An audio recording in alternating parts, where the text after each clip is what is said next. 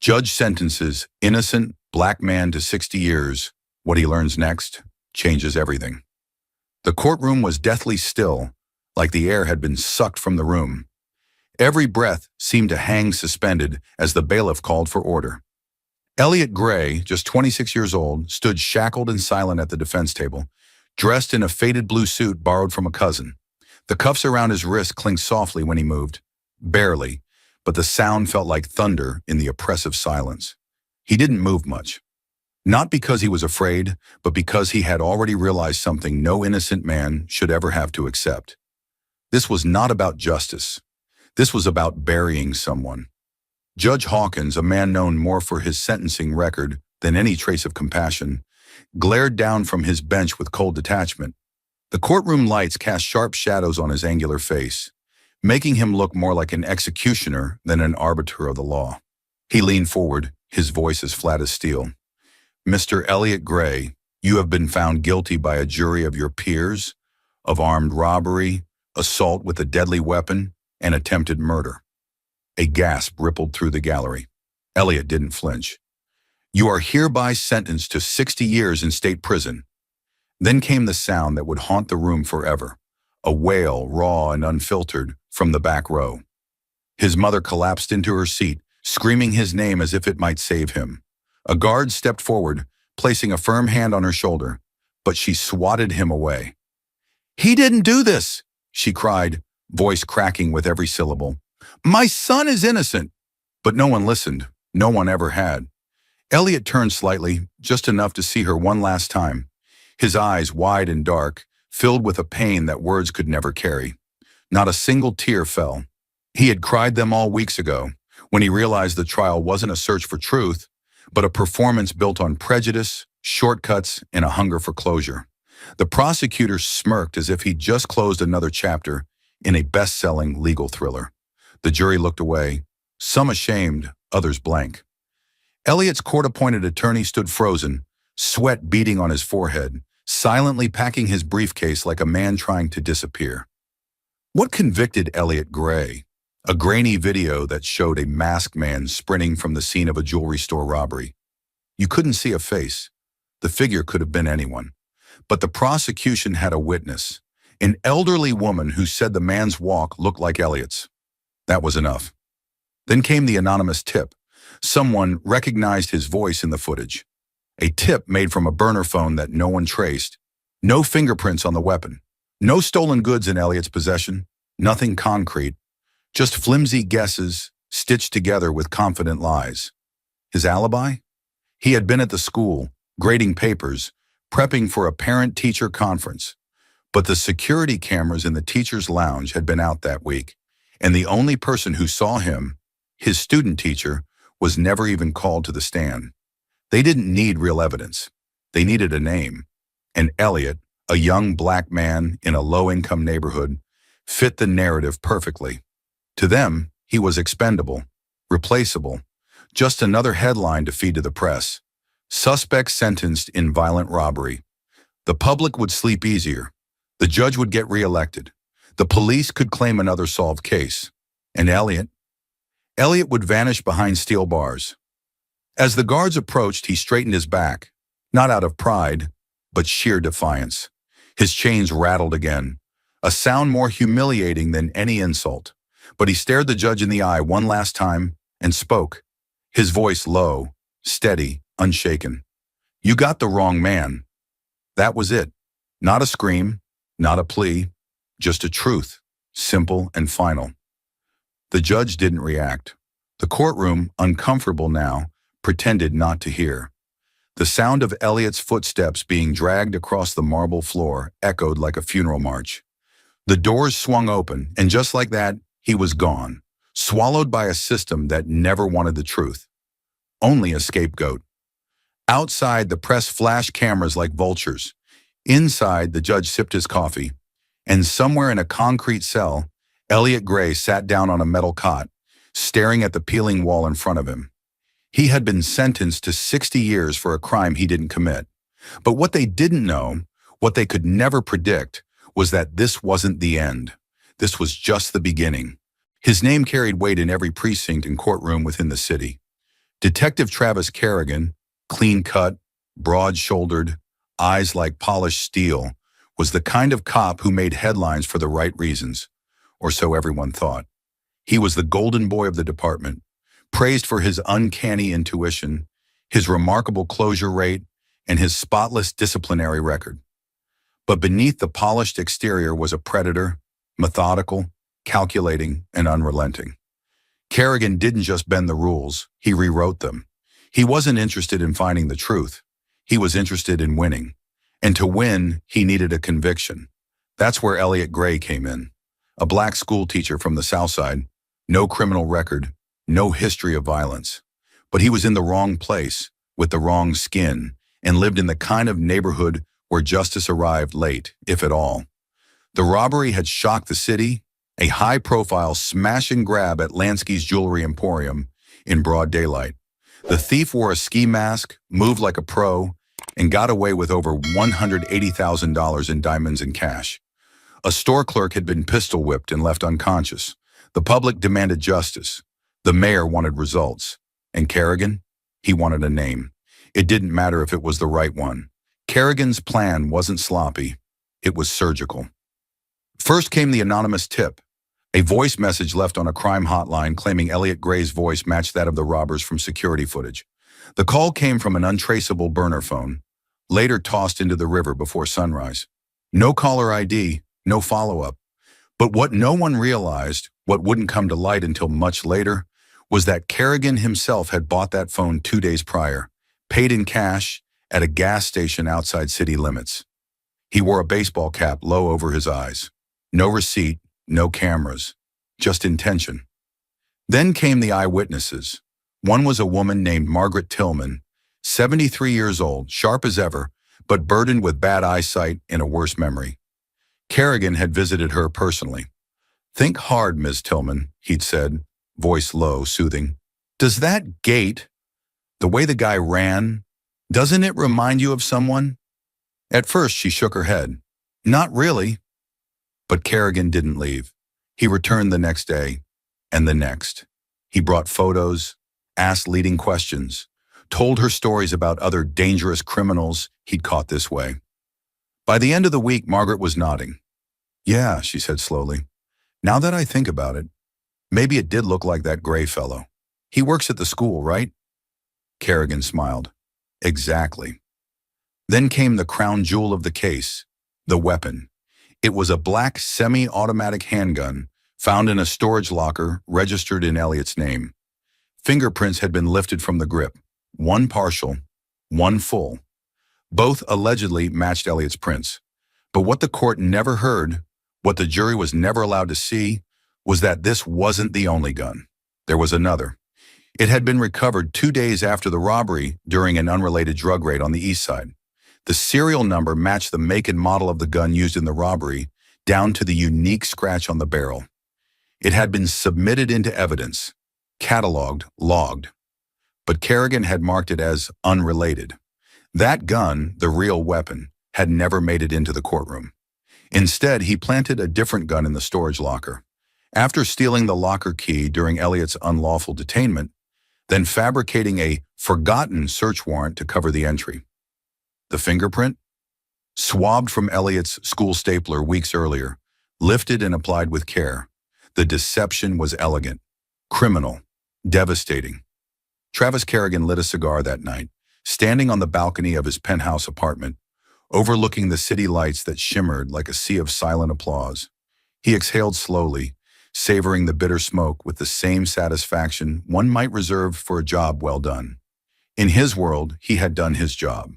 The headlines the next morning would say it all. Detective cracks case in record time. Justice delivered in jewelry heist. Across town in a concrete cell no larger than a janitor's closet, Elliot Gray sat motionless on a metal cot. The air was stale, thick with mildew and the sour scent of old sweat. The only light came from a flickering fluorescent tube that buzzed like a dying insect. His back pressed against cold cinder block, knees pulled to his chest, eyes wide open, but dead quiet. No tears left to cry. No more prayers to send. Kerrigan clinked glasses with the district attorney at a rooftop bar 3 hours later. Fastest conviction I've ever secured, the DA grinned, raising his scotch. Kerrigan smirked. When the pieces fit, they laughed. Somewhere a jazz band played smooth notes while servers moved like shadows, and the city's elite toasted to justice. Meanwhile, Elliot lay staring at the ceiling, every muscle locked in tension. A distant scream from another inmate echoed through the cell block. A guard barked a command. Steel clanged. Somewhere a man cried, and Elliot just breathed, shallow and slow, gripping the thin blanket like a lifeline. He wasn't angry anymore. He was hollow. This is how it ends, he thought. Not with a fight, but with silence. Kerrigan received a departmental commendation 2 days later. Cameras flashed, hands clapped. The mayor offered a handshake, and a framed plaque was mounted in the hallway near Internal Affairs. No one asked questions? Why would they? The bad guy had been caught. Case closed. But Elliot's mother hadn't eaten in 3 days. She sat on her porch, phone in hand, dialing lawyer after lawyer, pleading, begging, praying someone would take her son's case seriously. He's not a criminal, she whispered through tears. He was at the school. He was grading papers. Each time the line went quiet. Then came the soft, rehearsed voice. I'm sorry, ma'am. There's nothing we can do. The evidence is overwhelming. Overwhelming. A word that would follow Elliot like a shadow. A word built on forged fingerprints, twisted witness statements, and a detective's unchecked ego. Kerrigan slept soundly that night, the hum of praise still ringing in his ears.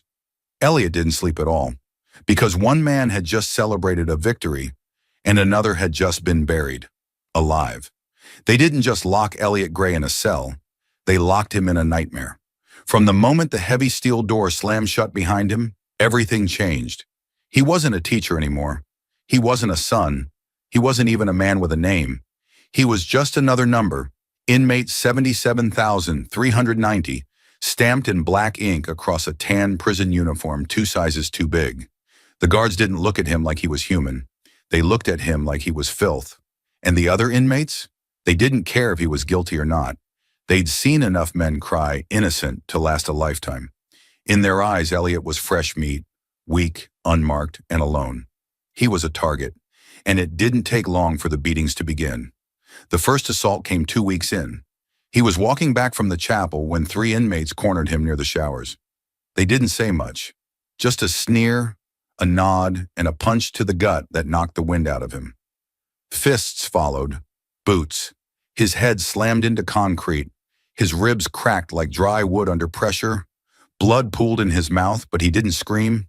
He knew it wouldn't matter. A guard passed by minutes later, looked in, and kept walking. Elliot lay curled on the cold tile floor, trembling, coughing blood. No one helped. No one cleaned him up. When he finally limped back to his bunk, a note had been scratched onto the wall above it. Snitch equals dead.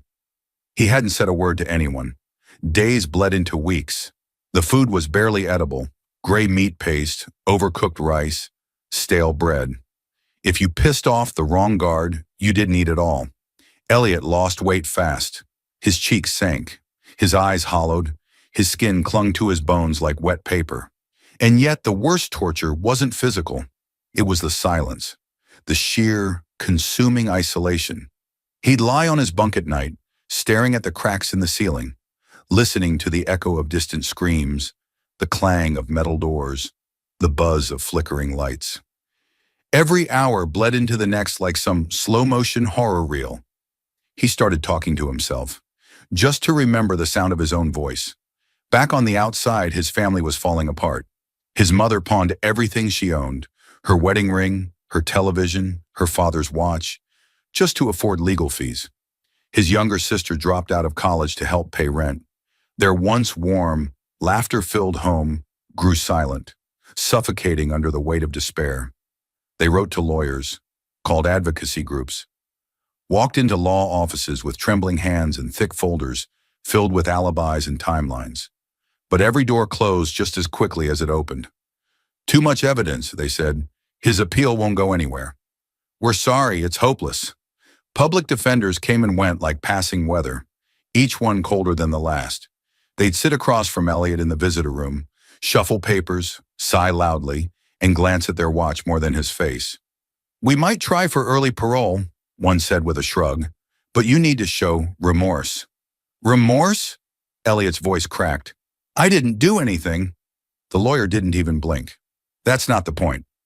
Another one suggested a plea deal for a crime already convicted. "It'll reduce your time, maybe 40 years with good behavior." Elliot stood up and walked out without a word. He realized then that the courtroom had never been the battleground. The battlefield was inside these walls, and he was fighting it alone. Depression wrapped around him like a noose. He stopped eating, stopped speaking, stopped writing letters home because he didn't want to see his mother's pain in ink. Some nights he lay in bed and imagined what it would be like to just not wake up, to slip away in the dark, unnoticed. Another body, another statistic.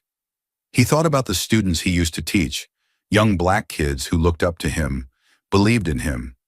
What would they think now? That he was guilty? That he gave up? That he didn't fight hard enough? Depression didn't hit Elliot Gray like a thunderclap. It crept in quietly, like a shadow slipping under the door. One morning, he simply stopped getting up. He lay on his cot, staring at the peeling ceiling, watching paint flake and fall like snow.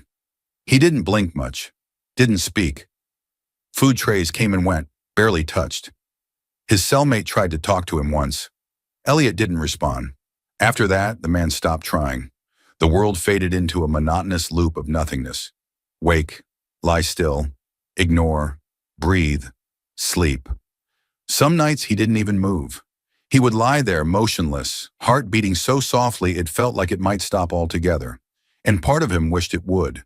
The injustice he carried wasn't just legal, it was existential. They had stolen more than his freedom.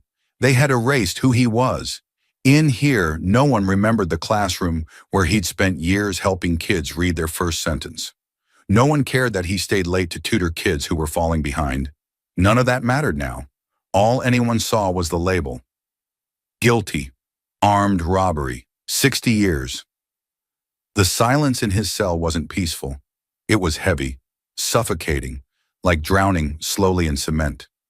Sometimes he'd mouth words in the dark, words from old books, from poems he used to teach, just to remind himself that language still existed. But then one night, something broke through. It was small, insignificant, a sound, a click.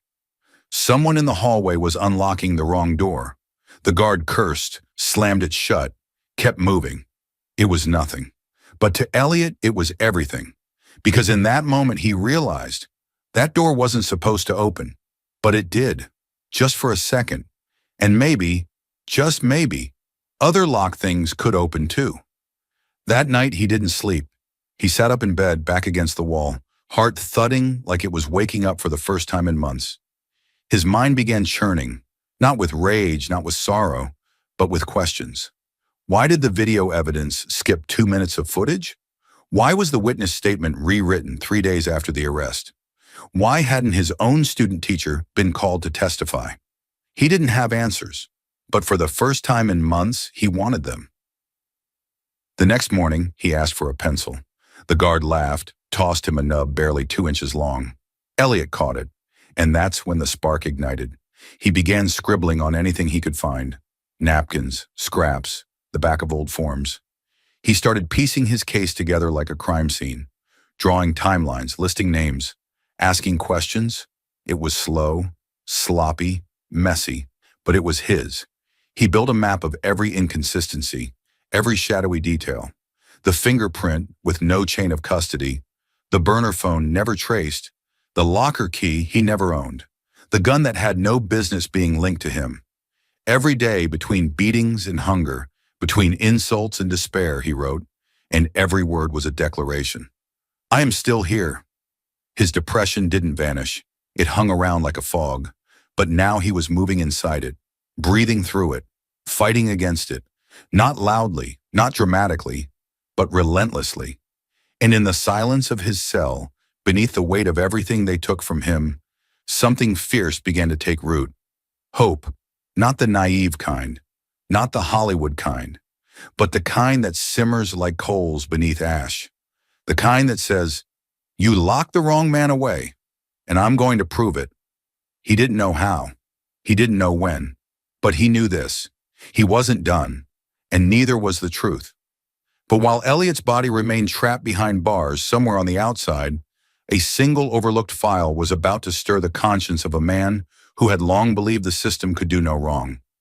Judge Lionel Warren never considered himself a crusader. He believed in order, structure, and procedure, a man of habits, press suits, and cold logic. After 4 decades behind the bench, he'd learned to put his emotions in a box and keep them there. Justice, after all, wasn't about feelings. It was about the law. But that belief was about to be shattered. It started on a rainy Tuesday, the kind where thunder rolled low and slow like a warning growl. Warren was in his chambers, sipping lukewarm coffee, flipping through files he should have already retired from. He was weeks from stepping down. The plaque had been ordered, the farewell dinner plan. He was ready to be done, or so he thought. The file that stopped him cold was buried in a pile marked closed cases. Most were nothing more than bureaucratic leftovers, but one tab caught his eye. Ballistics report, Carter jewelry robbery. He frowned. The case was familiar, high profile, messy. A young black teacher sentenced to 60 years. What was his name again? Warren flipped through the folder. Elliot Gray. A memory flickered. Gray had stood stoic at sentencing. No tears, no outbursts, just a quiet, steady voice. "You've got the wrong man." Warren had dismissed it as bravado, but now as he skimmed the report, his stomach clenched. The gun listed in the ballistics log didn't match the one presented at trial. The serial numbers were close, but not identical. The one in the report had a scratch near the barrel, a detail not mentioned during testimony. Even stranger, the report stated that this gun was recovered 2 days after the robbery, in an unrelated drug bust. Warren's eyes narrowed. Why would a gun recovered after the crime be listed in connection with it? Why hadn't this discrepancy been addressed in court? Had it even been presented to the defense? He flipped back and forth through the documents, fingers trembling slightly. Something didn't add up.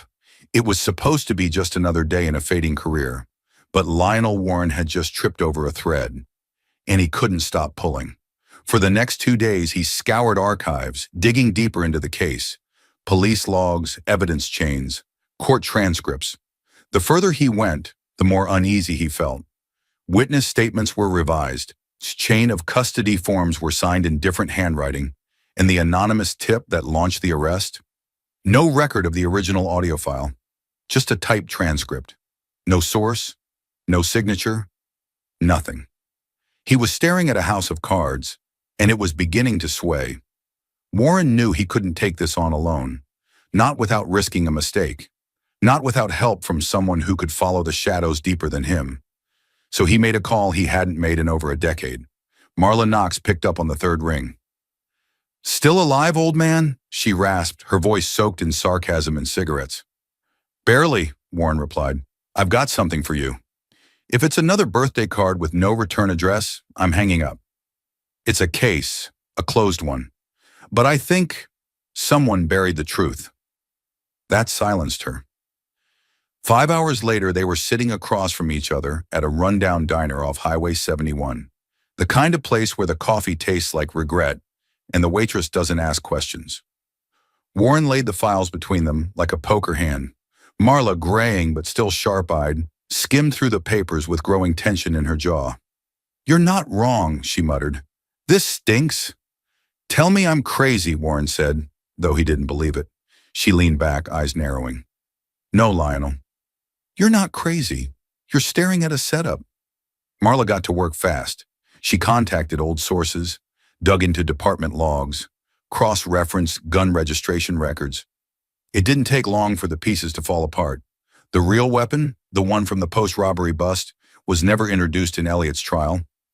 The weapon used in court was logged from a separate evidence locker, accessed by one man, Detective Travis Kerrigan. The name hit Warren like a slap. Kerrigan was decorated, clean on paper, but too clean.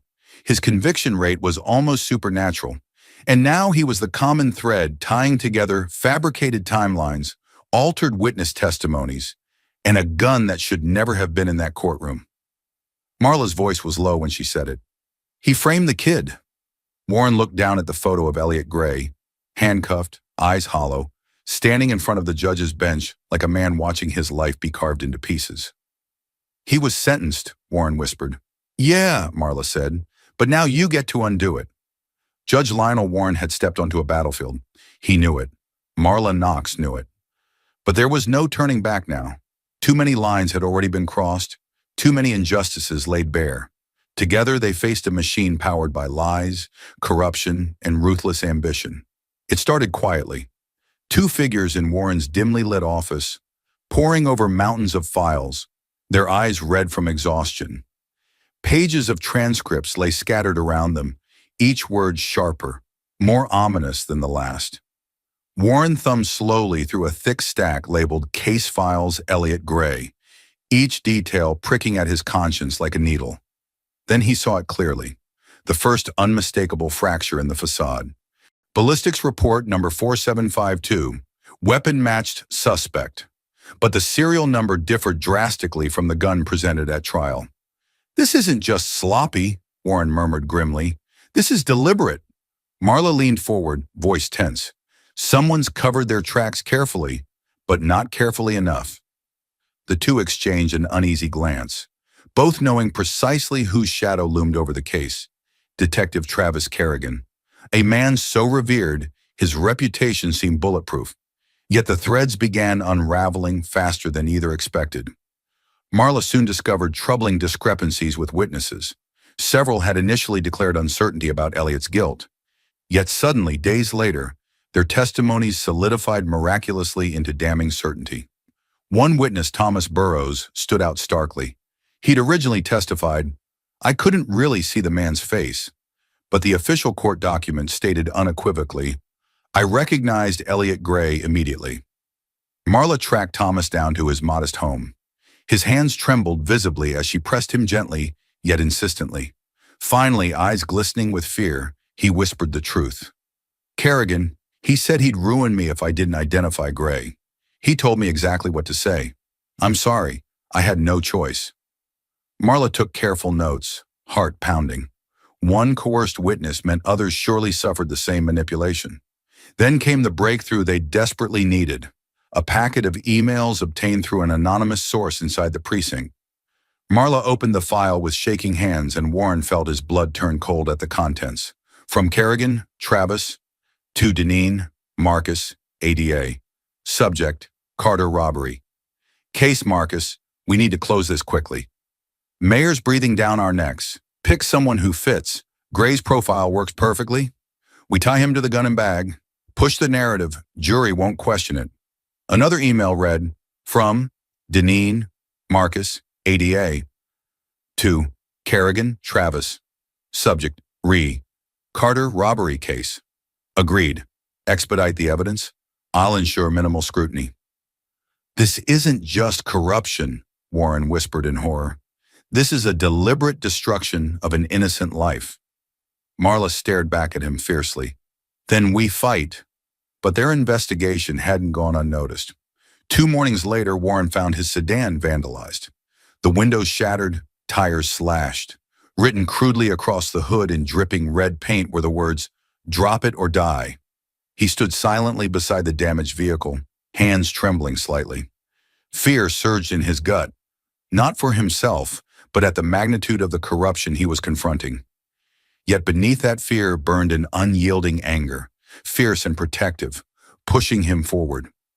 Marla received threats too. A chilling phone call, her home phone ringing precisely at midnight. A slow, sinister voice whispered, "We know where you sleep. Walk away before someone gets hurt." She slammed the receiver down, chest tight, anger flaring. The intimidation confirmed how close they'd come to unraveling the entire conspiracy. She wouldn't be scared away. Not now. As pressure mounted, media vultures descended. Headlines screamed across city papers. Renowned judge pursues controversial case.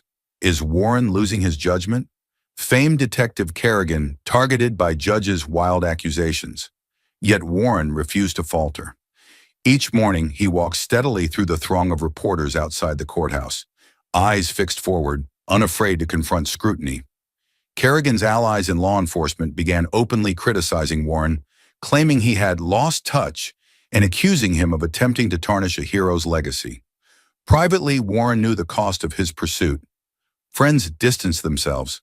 Colleagues whispered behind closed doors. Yet he pushed forward relentlessly. One afternoon, after a particularly harsh media ambush, Marla confronted Warren directly. "You sure you're ready for this?" Kerrigan won't hesitate. They're powerful people. Dangerous people. Warren met her gaze evenly. Determination etched deeply into his lined face. "I helped put an innocent man behind bars, Marla. I won't sleep again until that wrong is corrected." Days later, a package arrived at Warren's chambers. Carefully wrapped, no return address. Hands cautious, he unwrapped layers of newspaper to find a single chilling bullet in a handwritten note. "Next one won't miss." His heartbeat echoed painfully in his ears, the threat raw, terrifyingly clear. Yet something inside him snapped into place. A cold, hard resolve. They were threatening him because they feared exposure. They knew the truth would collapse their carefully constructed lies. So Warren chose courage over caution. He called a press conference immediately, standing firm on the courthouse steps, his voice ringing out defiantly over snapping cameras and aggressive questions. "I refuse to be intimidated into silence. Justice demands accountability. Threats cannot hide the truth forever." Public sentiment began shifting subtly. Doubt crept into the media narratives. Reporters grew skeptical of Kerrigan's flawless image. The whispers of corruption grew louder, spreading into living rooms, cafes, and street corners. Meanwhile, Marla meticulously documented every threat, every coerced testimony, every falsified report, building a devastating dossier against Kerrigan. Then finally, after weeks of relentless digging and pressure, a pivotal discovery emerged: a hidden security video retrieved from deep within precinct archives. Marla and Warren watched breathlessly as footage played clearly, unmistakably revealing Kerrigan himself placing stolen evidence into his cruiser trunk 2 days after the crime. "This is our smoking gun," Marla whispered triumphantly. "This ends it." Warren nodded slowly, relief mixing with resolve. "And now we force the world to watch." The threats intensified, each more desperate than the last. Yet Warren stood firm, resolute. The day before filing the official motion for retrial, his courthouse chambers were ransacked. Files shredded, furniture overturned, an obvious act of intimidation. But it only strengthened his determination. He filed the motion, his voice calm, unwavering as he told reporters, "The evidence compels me to demand a retrial. Justice delayed is justice denied, no matter whose reputation it might destroy." In prison, unaware of the chaos unfolding outside, Elliot Gray lay awake night after night, clinging to fading hope. 6 years lost, 6 years stolen. Yet even through the suffocating darkness, he sensed a change, a subtle shift. He didn't yet know that a judge he barely remembered had ignited a firestorm, risking his life to undo Elliot's wrongful conviction. Meanwhile, Kerrigan's anger boiled over. Privately, he raged, threatening allies, desperate to stop the unraveling. But his once impenetrable armor had cracked irreparably. Truth had begun breaking through the walls he'd constructed from deceit. Judge Warren and Marla Knox moved forward relentlessly. Threats became background noise. Fear became fuel. Each step felt dangerous, each revelation more explosive. Yet they refused to retreat, because justice, long buried beneath lies and intimidation, was now clawing its way back, unstoppable. And Elliot Gray, forgotten and betrayed, was no longer alone in his fight. For the first time, the truth was finally within reach. The fight for justice is just beginning. More shocking twists are ahead. Don't miss a moment. Like, subscribe, and turn on notifications to stay with us. Thank you for standing for truth and justice. Where are you watching from? Let us know. The courthouse buzzed like a hornet's nest, crowded with reporters, cameras poised, microphones thrust forward. Judge Lionel Warren walked calmly toward courtroom 3B, feeling the heavy weight of hundreds of eyes boring into him, each filled with skepticism or hostility. After weeks of threats, broken windows, and whispered warnings, He knew today was more than just another hearing. It was a reckoning. Inside, Detective Travis Kerrigan sat stiffly in the second row. His suit, sharply tailored, did nothing to hide his anxiety. The tick in his jaw betrayed every ounce of tension. Across from him sat Elliot Gray, still handcuffed, eyes weary, but now flickering with a dangerous hope. 6 years of imprisonment had stripped Elliot of many things, but never his dignity. Warren ascended the bench, the wood beneath his palms cool and unforgiving. He took a deep breath and spoke deliberately, his voice steady despite the rising tension. Today this court reopens the matter of Elliot Gray, previously convicted of armed robbery in the Carter jewelry case. New evidence has come to light, which compels me to reconsider this conviction. Murmurs spread like wildfire.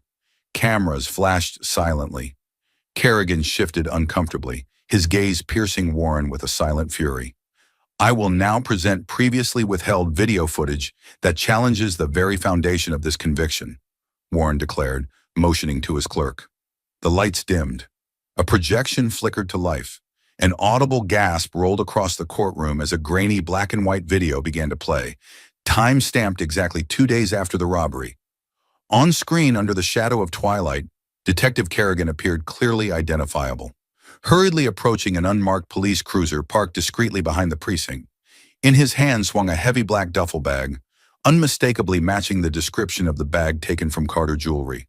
Breaths caught sharply as Kerrigan carefully opened the trunk, glanced around suspiciously, then tossed the duffel bag inside, slamming the trunk shut with finality. He disappeared from frame, leaving behind only stunned silence. Warren raised his voice into the electric quiet. This footage, retrieved from hidden precinct archives, was intentionally removed from official records. It was never provided to the defense, nor entered into evidence during Mr. Gray's original trial. The courtroom erupted. Kerrigan bolted upright, face flushed red. "That's fabricated. This is a smear campaign," he bellowed. Warren banged his gavel sharply. "Detective Kerrigan, sit down immediately."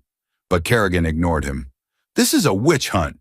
You've doctored evidence to frame me," he shouted, veins throbbing violently at his temples. Marla Knox stepped swiftly forward, placing another stack of documents emphatically onto Warren's bench. "These emails," Marla announced loudly, "recovered from internal police servers, clearly demonstrate that Detective Kerrigan coordinated directly with Assistant District Attorney Marcus Deneen to deliberately frame Elliot Gray." She read aloud a chilling excerpt. "Gray fits perfectly. Push the evidence through quickly. The mayor needs a conviction, and the media wants closure. Make the jury believe it. No one will question us." Another excerpt followed immediately. "Kerrigan, I've handled the duffel bag and gun. Evidence will match Gray's prints. Just don't ask how I did it." Kerrigan's voice rose to a fevered pitch. "Those emails are fakes. This entire courtroom is a joke." Warren stood resolute, voice cold as ice. "Detective Kerrigan, your guilt is manifestly evident. You deliberately fabricated evidence, coerced witnesses, and falsely imprisoned an innocent man." "You're insane," Kerrigan spat, trembling violently. "Bailiff," Warren ordered sharply, "take Detective Kerrigan into custody immediately." As 2 court officers stepped forward, Kerrigan thrashed violently. "Don't touch me," he roared. "Do you know who I am? I made this city safe. You're throwing me away for one worthless criminal." He was swiftly restrained, wrists wrenched painfully behind his back. As cuffs clicked shut, Kerrigan twisted fiercely toward Warren, eyes blazing with pure hatred. "You'll regret this, Warren," he screamed, spittle flying from his mouth. "You don't know what you started. I swear you'll pay." Kerrigan was dragged from the room, his howls echoing painfully against marble walls. For a moment, absolute silence descended, heavy and suffocating. Warren turned quietly toward Elliot Gray, whose eyes glistened with restrained tears, his body shaking slightly from shock and relief. Warren's voice softened, filled with sincerity. "Mr. Gray, this court deeply regrets the grievous injustice inflicted upon you. On behalf of the judicial system, I sincerely apologize for your suffering. We will proceed promptly to reverse this wrongful conviction." Elliot nodded once, unable to speak, overwhelmed. The world he'd lost, stolen from him by corruption and cruelty, was suddenly within reach again. Outside the courthouse, reporters clamored frantically. The breaking news shook the city's foundations. Headlines roared, "Detective Kerrigan arrested. Innocent man framed. Judge Warren exposes massive corruption in police department." Activists wept openly, their chants rising into the sky. "Justice for Elliot Gray." Social media exploded, demanding accountability, reform, and swift justice. Yet Warren felt no satisfaction, only a deep, persistent ache. His faith in the system he'd served had shattered irreparably, and now he bore responsibility, not just to free Elliot, but to dismantle the corruption that had permitted this injustice. Later that evening, in his quiet chambers, Marla joined Warren. Exhaustion weighed heavily on both their faces, but determination lingered even stronger. "We did it," she whispered. Warren shook his head slightly. "Not yet. Not until Elliot walks free. Not until Kerrigan and those who aided him are fully held accountable." Marla nodded slowly. "It's going to be ugly. Powerful people will fight back hard." "They already have," Warren replied solemnly. "But we won't retreat now. We can't." Far from the courthouse, locked in a holding cell, Kerrigan paced like a trapped animal. Fury consumed him, boiling in his veins. His mind spun wildly, grasping desperately at revenge. He'd built a legacy on power and fear, had broken countless men without remorse. Now one judge's stubborn defiance had unraveled it all. Yet even trapped behind bars, Kerrigan promised himself one thing. This wasn't over. Lionel Warren would pay dearly. Justice or no justice, Kerrigan vowed he'd never forgive this humiliation. Back at the courthouse, Elliot lay awake in his cell. Freedom was closer than ever before, tangible yet terrifyingly fragile. Trusting the system once had cost him everything. Now he could only hope Warren's bravery was enough to finally set him free. Morning would come soon, bringing chaos and confrontation. But tonight, beneath a suffocating stillness, Elliot whispered softly into the darkness, "I'm coming home." And in that promise burned all the strength and resilience he'd clung to through 6 years of hell. Because justice delayed, though cruel, though exhausting, was still justice worth fighting for. Silence enveloped courtroom 3B like an oppressive fog, heavy and thick with anticipation. The gallery was packed, bodies pressed tightly against one another, eyes fixed anxiously on the bench where Judge Lionel Warren prepared to deliver his decision. His face was solemn, expression lined deeply by weeks of relentless battles, threats, and sleepless nights. This moment would define more than just one man's freedom. It was about reclaiming the soul of justice itself. "Will the defendant please rise?" Warren's voice resonated with a clarity forged by conviction. Elliot Gray slowly stood, shackled wrists jangling faintly in the heavy silence. His once strong frame now gaunt from years behind bars, skin pale beneath fluorescent lights, eyes shadowed from too many sleepless nights. Yet despite the exhaustion etched into his face, his posture was defiant. His chin raised, spine straightened, ready to face whatever judgment awaited him, as he had done countless times before, knowing full well the cruelty of false hope. Judge Warren looked directly at Elliot, his voice steady but layered with profound sincerity. "Mr. Gray, this court has conducted a thorough review of the new evidence presented. After careful consideration, I find that the original trial was compromised by significant misconduct, fabrication of evidence, and intentional deception by Detective Kerrigan and his associates." Elliot's breath caught sharply. His mother, seated just a few feet away, trembled visibly, her frail hands gripping a crumpled tissue. "It is the ruling of this court," Warren continued, his voice unwavering, "that your previous conviction be vacated immediately and your full freedom restored without conditions. Mr. Gray, after 6 long years of wrongful imprisonment, you are hereby declared a free man." The courtroom exploded in a wave of raw emotion, applause erupting, reporters scrambling, activists shouting jubilantly. Cameras flashed, capturing the profound transformation unfolding before them. Yet Elliot remained frozen, the words echoing in his mind as if spoken from a great distance, surreal and impossibly fragile. Was it truly over? His hands trembled slightly as a bailiff approached and unlocked the handcuffs, the cold metal falling away with a sharp clatter, symbolizing chains far heavier, finally being broken.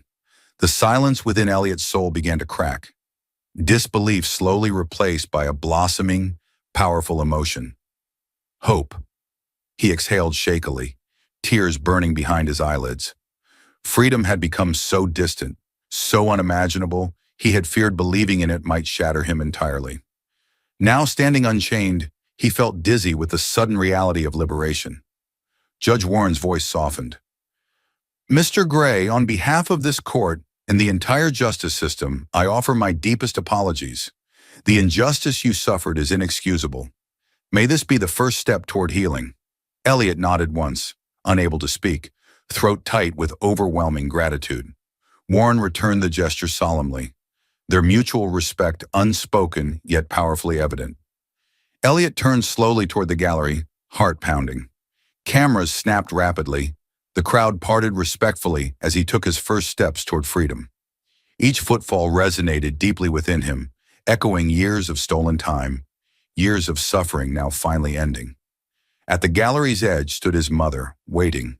Her thin frame shook, tears streaming openly down her worn face, eyes shining with a fierce love that prison walls could never erode. She opened her trembling arms, silently urging him forward. He moved toward her, steps faltering slightly, heart thundering painfully in his chest. 6 years behind bars had left him cautious, wary of believing good could ever prevail. But now, seeing her arms outstretched, Elliot's carefully built defenses shattered completely. Their embrace was instantaneous, fierce, unstoppable. His mother clung tightly, bearing her face against his shoulder, shoulders shaking violently. Elliot wrapped his arms protectively around her small, frail frame, feeling her warmth against his chest, something he had dreamt of endlessly through sleepless prison nights.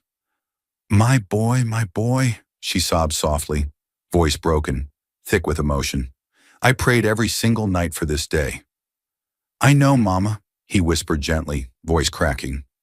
"I heard every prayer." The courtroom watched silently, reporters pausing their frantic scribbling, activists lowering banners respectfully. Even the most jaded observers felt tears prick their eyes, moved deeply by the raw humanity before them. This was the true cost of injustice laid bare, the lost years, the unending suffering, the lives damaged irreparably. Elliot's story was no longer just his. It had become a symbol of resilience, determination, and the undying pursuit of truth. Eventually, they separated slightly, eyes locking together with fierce determination. "We survived," Elliot whispered softly, touching her tear-stained cheek gently. "They tried to break us, but they couldn't." She nodded firmly, her voice steadying slightly. "They never understood the strength of our truth." Judge Warren approached quietly, respectful yet resolute. Cameras surged forward again, capturing the moment as he extended his hand firmly to Elliot. "I promise you," Warren said earnestly, voice filled with sincerity and determination, "we will hold everyone involved accountable. Kerrigan's arrest is just the beginning. You deserved better from all of us." Elliot accepted the handshake firmly. "You gave me my life back, Judge. For that, I'll always be grateful." Warren's gaze softened, heavy with the burden he carried. "You never should have lost it." Outside, media chaos awaited. Questions shouted, microphones extended aggressively. Yet Elliot walked steadily through the commotion, head held high despite exhaustion etched deeply into his features. The bright sunlight beyond the courthouse doors momentarily blinded him, symbolic in its brilliance. A rebirth after too many dark days. Stepping onto the courthouse steps, Elliot paused briefly, feeling the warmth upon his face. The noise around him faded into distant murmurs, replaced by a single profound realization. He was free, truly free. Beside him, his mother squeezed his hand gently, offering silent reassurance. "Take your time, baby. We've got all the time now." He nodded slowly, exhaling deeply. Cameras clicked rapidly, but Elliot focused instead on the crowd gathered below. Faces smiling tearfully, signs raised high, chanting proudly, "Justice for Elliot Gray!" Their voices surged powerfully, filling him with renewed strength.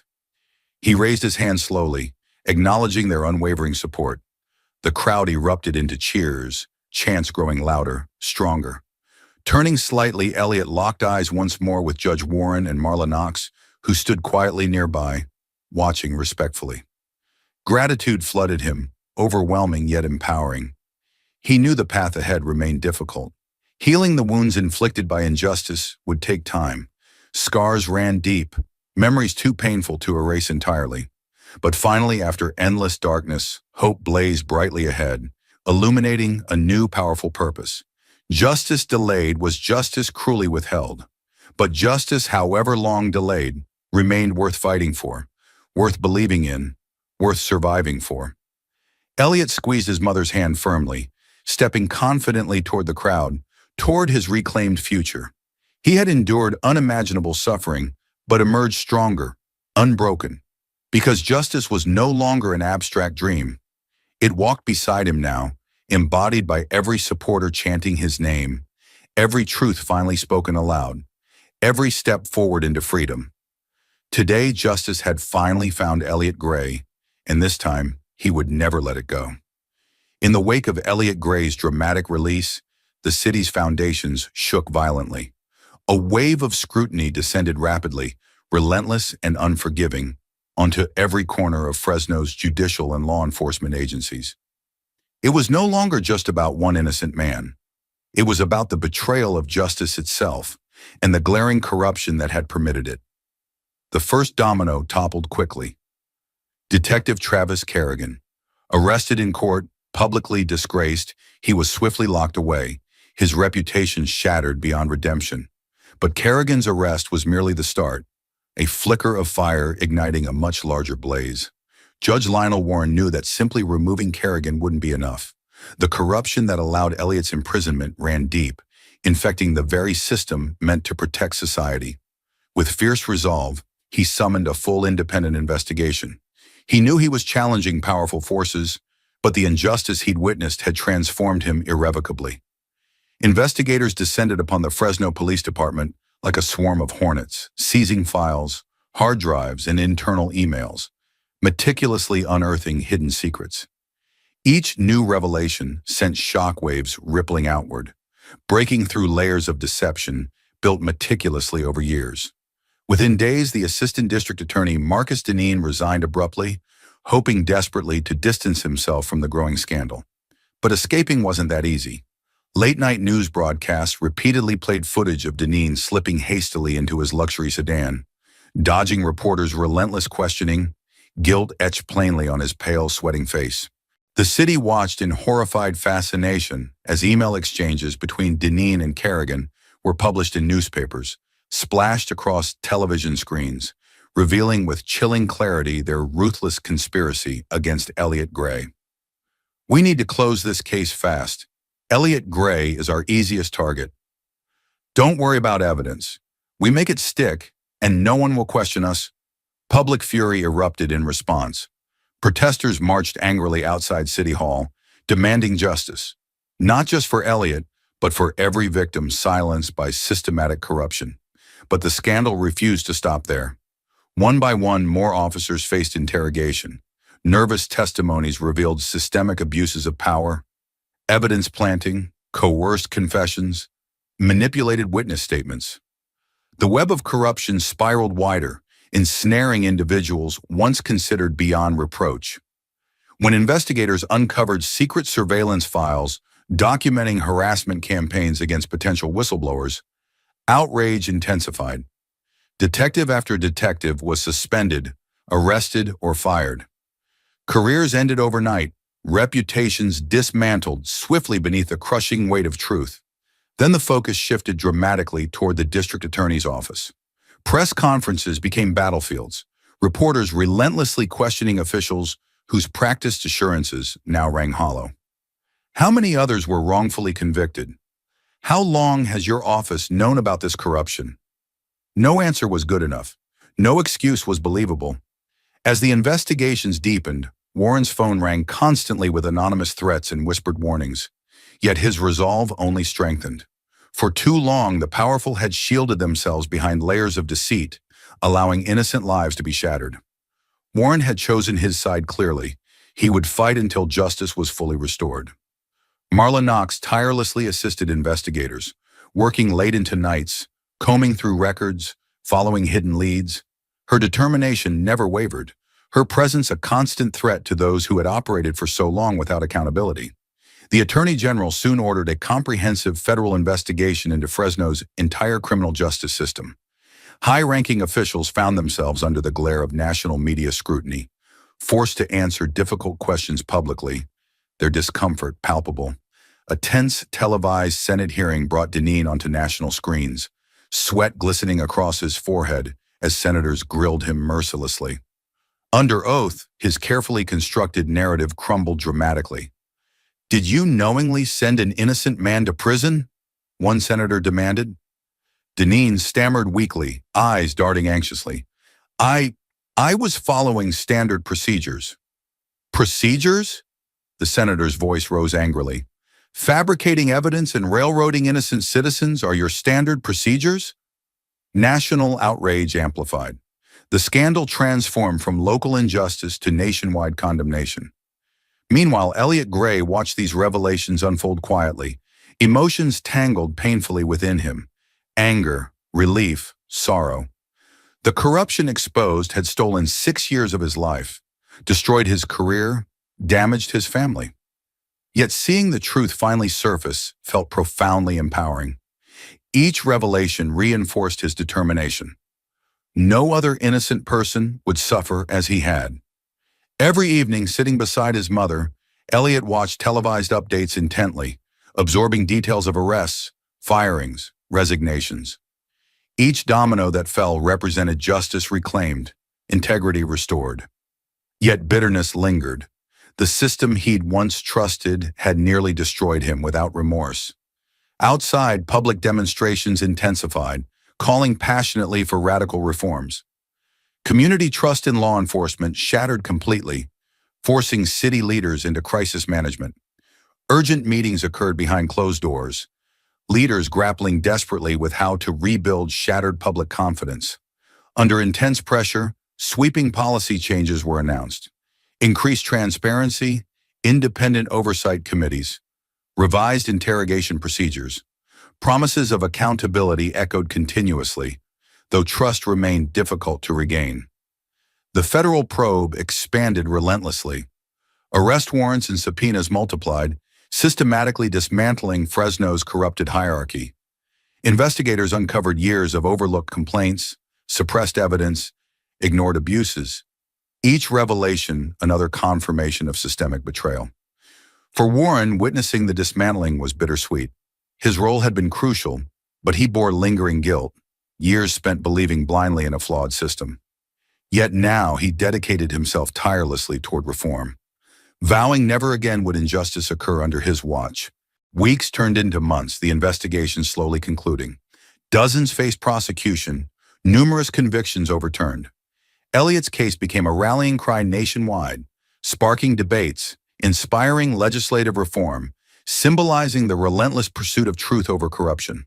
Through everything, Elliot stood strong, determined, advocating publicly for change. He spoke powerfully at rallies, interviews, hearings, his story resonating deeply, vividly illustrating the devastating consequences of injustice. The system that betrayed him had finally faced judgment itself. No longer immune, no longer invulnerable, Fresno would never return to blind trust again. The scars inflicted ran deep, wounds slow to heal. Yet amid lingering bitterness, Elliot felt profound pride witnessing accountability prevail. He understood painfully the human cost of systemic corruption, but finally justice had spoken loudly, unmistakably. No longer silenced, no longer hidden. At last, the powerful understood clearly. Justice delayed may have been justice denied, but justice, once awakened, could never be silenced again. Elliot Gray stood quietly at the edge of the empty classroom, his fingertips brushing gently against a row of vacant desks. Sunlight poured through dusty windows, illuminating faint chalk marks that lingered on the worn blackboard. Here he'd once taught with passion, watched young eyes widen with excitement as they discovered the world through knowledge. But now that chapter felt impossibly distant, another life stolen away by 6 brutal years behind bars. Stepping slowly toward the door, Elliot cast one final glance backward, breathing deeply, absorbing the bittersweet memories before quietly shutting the door behind him. This time it closed with finality. His purpose had changed, shaped by injustice, tempered by suffering, and strengthened by resilience. He would not teach history anymore. Instead, Elliot would now make history. 2 months after his exoneration, Elliot stood on stage beneath blinding lights, his voice strong despite lingering physical frailty. Hundreds watched intently, captivated by his quiet dignity. Cameras rolled silently, capturing every word. 6 years, Elliot began, his voice thick with raw emotion. Stolen from me, simply because powerful men saw me as convenient. 6 years I'll never get back. But today I turned that injustice into purpose. He paused, the weight of his words settling across the hushed auditorium. His eyes flashed with determination. Today we launched the 6-year project, a commitment that no innocent soul will ever endure what I suffered alone again. Applause exploded, resonating powerfully. Elliot stepped back slightly, absorbing the support, the overwhelming tide of hope and solidarity that now carried him forward. From that moment, Elliot's life became consumed by this new mission. He moved relentlessly, transforming his harrowing experience into a beacon of hope for others wrongfully imprisoned. Days turned into nights spent tirelessly assembling volunteers, attorneys, advocates, all dedicated to identifying and exonerating innocent prisoners languishing behind bars. The 6-year project quickly became a formidable force, exposing deep-rooted flaws in the criminal justice system. Elliot spoke powerfully at rallies, courtrooms, legislative hearings, his story illustrating vividly the urgent necessity for reform. His quiet strength, his unwavering courage to confront the very system that had crushed him, inspired a national wave of support. One evening, as Elliot worked late reviewing case files, his phone buzzed softly. He glanced down curiously. Caller ID displaying a familiar name, Lionel Warren. Judge Warren, Elliot answered warmly, a smile touching his tired face. Just Lionel now, the older man responded gently. I resigned my position today. Surprise flickered briefly in Elliot's eyes. You didn't have to leave the bench. I couldn't stay, Lionel replied firmly. Not after what I saw. That robe carries responsibility, but it's also blindfolded. I needed to step away, to fight alongside you without restraint. Elliot, I'm ready to join the 6-year project, if you'll have me. Elliot felt profound respect swell within him, humbled by the sincerity and depth of Lionel's commitment. It would be an honor. From that day, Lionel Warren, once a pillar of the same justice system that nearly destroyed Elliot, became one of the project's strongest allies. His decades of legal knowledge proved invaluable, meticulously dissecting flawed cases, identifying hidden injustices with precision and clarity. Together, they formed a unique, powerful partnership, an unexpected friendship forged by suffering, strengthened by shared purpose. Months passed rapidly, the 6-year project growing steadily. Media coverage spread Elliot's story nationwide, captivating audiences from coast to coast. Donations poured in, volunteers eagerly stepping forward, fueled by outrage at revealed injustices. Elliot's gentle strength, combined with Lionel's stern credibility, proved irresistible, a potent catalyst for change. They secured the freedom of prisoner after prisoner, each emotional release reinforcing their commitment. Elliot stood quietly at each courthouse exit, watching tearful reunions between innocent men and women with families long separated. Each embrace, each grateful look in his direction deepened his resolve. Justice delayed, though painful, could still be reclaimed. Yet challenges mounted continuously. Opposition fought fiercely, attempting to discredit their efforts. Powerful figures whose careers relied on convictions resisted vehemently, threatening lawsuits, intimidating witnesses, attempting to smear Elliot publicly. But he remained resolute, refusing intimidation. Lionel stood firm beside him, a steady presence grounded in unwavering conviction. The truth could not be silenced, not this time. One rainy afternoon, reporters crowded outside the project's modest headquarters, cameras thrust forward eagerly as Elliot emerged from a particularly emotional meeting with yet another exonerated prisoner. Mr. Gray, shouted a reporter aggressively, Your organization's success threatens powerful interests. Aren't you afraid for your safety? Elliot paused, turning calmly toward the camera. Rain fell softly, droplets clinging gently to his weary face. 6 years in prison stripped away many things, but fear isn't one of them anymore. My safety matters far less than ensuring no innocent life suffers again. Those powerful words resonated nationwide, becoming a rallying cry echoing through protests, town halls, and legislative chambers. The 6-year project became an unstoppable movement, igniting a firestorm of reform across America. Soon, Elliot found himself testifying passionately before Congress, describing vividly the devastating consequences of wrongful convictions. Senators listened silently, many moved deeply, some brought to tears. Lionel sat quietly beside him, pride evident in his quiet nod of encouragement. In that emotional moment, Elliot's voice softened, yet his message intensified. We cannot allow convenience to dictate innocence. The cost is too devastating. For every day someone innocent sits in prison, trust erodes further, justice loses meaning. We can change that, right here, right now. His words carried powerfully beyond congressional chambers, resonating deeply within hearts nationwide, igniting urgent conversations, demanding change. Months later, groundbreaking reforms were enacted nationally. Mandatory reviews of questionable convictions, independent oversight committees established, revised interrogation and evidence procedures implemented. Elliot's tireless advocacy had fundamentally reshaped American justice, ensuring accountability replaced convenience, integrity restored over corruption. Yet the 6-year project remained steadfastly committed. Their work continued tirelessly, assisting victims of past injustices, ensuring future injustices became impossible. Elliot's gentle yet unbreakable spirit inspired millions, his story symbolizing hope's triumph over cruelty. One evening, as sunlight faded gently outside the project's headquarters, Elliot sat quietly beside Lionel, sharing coffee. Both men reflected silently on the immense journey traveled, from adversaries in a courtroom to allies united by purpose. You gave me my life back, Elliot murmured finally, gratitude evident. Lionel shook his head slightly, eyes distant. No, you reclaimed it yourself. I simply finally saw the truth clearly enough to stand beside you. Elliot smiled gently, understanding passing silently between them. Their fight wasn't over. Countless battles still awaited. But together, inspired by suffering overcome, truth reclaimed, and justice restored, they would face whatever lay ahead without fear.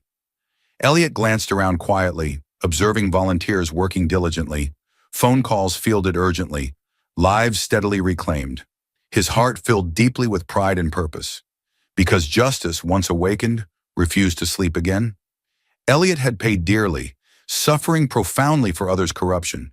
But now, through courage and conviction, he ensured future innocents need never endure the same injustice. His 6 stolen years had become the foundation for generations of freedom restored, justice forever reclaimed. And that, Elliot understood profoundly, made every sacrifice worthwhile.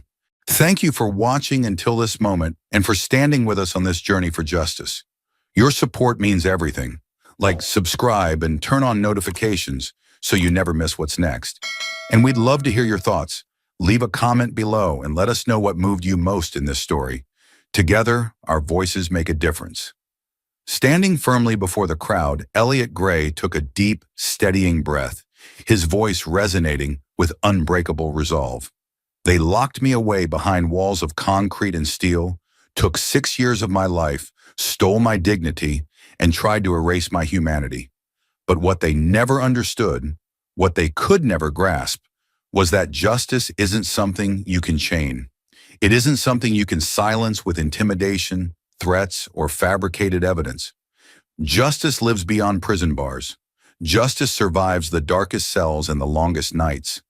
It breathes in the hearts of those who refuse to surrender their truth, who never bow to oppression. Elliot paused, his eyes scanning the silent, captivated audience, each word filled with passionate intensity. They thought imprisoning me meant bearing the truth, but truth doesn't die in darkness. It waits patiently, inevitably finding its way back into the light.